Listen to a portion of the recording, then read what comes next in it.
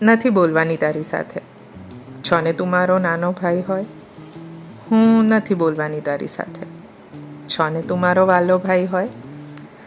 યાદ છે તને સ્કૂટર ઉપર જ્યારે 4 જણને ફાવતું ન હતું તો મમ્મી પપ્પા જોડે તને લઈ જતા હતા અને મને ઘરે મૂકીને જતા હતા. યાદ છે તને સ્કૂલની શોપિંગમાં વોટર બોટલ અને લંચ બોક્સની કલર ચોઈસ તને મળતી હતી.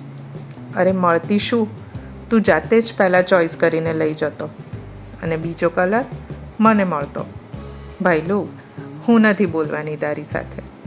યાદ છે તને નવરાત્રિની ચણિયાચોળી માટે મારે કેટલી માંગણી કરવી પડતી હતી, પણ તારા દિવાળીના ફટાકડા અને ઉત્તરાયણ માટે પતંગ અપાવવા બધા તૈયાર થઈ જતા હતા.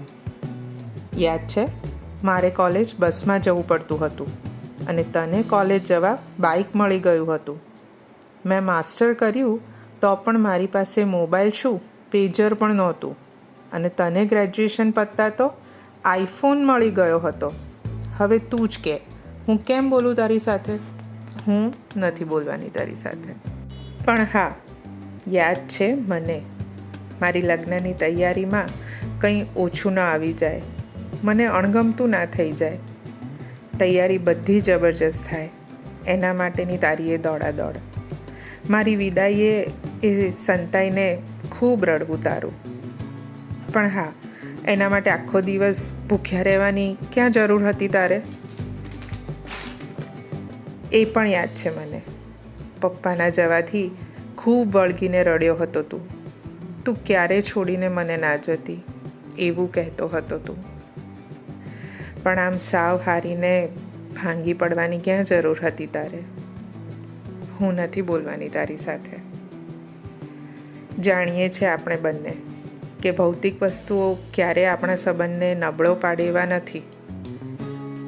તું વાલો ને નાનો ભાઈ છે મારો અને રહીશ હંમેશા. પણ હા, બહેન છું એટલે રિસાઈશ તો ખરી અને તારે મનાવી પણ પડશે. અને ત્યાં સુધી હું નથી બોલવાની તારી સાથે. છો ને તું મારો નાનો ભાઈ હોય. હું નથી બોલવાની તારી સાથે. છો ને તું મારો વાલો ભાઈ હોય. હું નથી બોલવાની તારી સાથે.